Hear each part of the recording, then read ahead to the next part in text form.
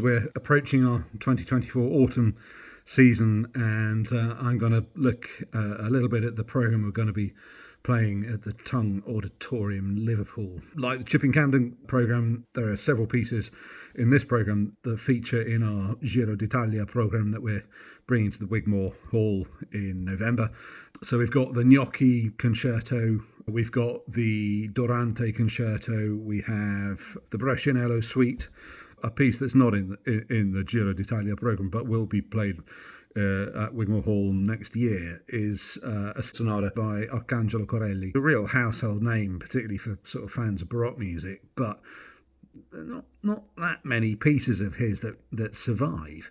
You're basically confined to the four sets of trio sonatas that were published, the Serravagnine sonatas that were published in Concerti Grossi.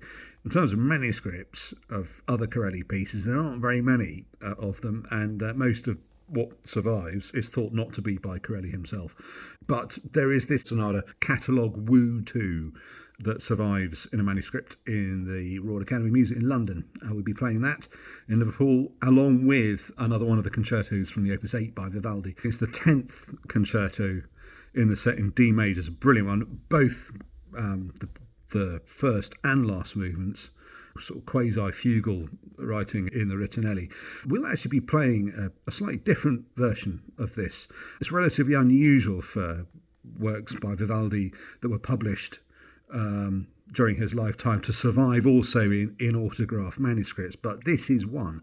And if you look at in the Turin collection, you can see a manuscript that portrays the concerto pretty much exactly as it appears in the Opus 8, but then obviously later he came back and had sort of second and third thoughts about certain passages. You can see how he's worked through, because the original concerto is there, but then he scrubs out bits and inserts other bits. What's quite interesting about this concerto is that the revision that Vivaldi made, presumably in the early 1730s, possibly. Actually, the first really different chunk in the first movement is actually lifted from the famous Concerto for Violin in Grosso Mogul, which is a concerto that is considerably earlier than even the Opus 8 concerto, which is probably originally composed, 1719, 1720. Prior to publication in 1725.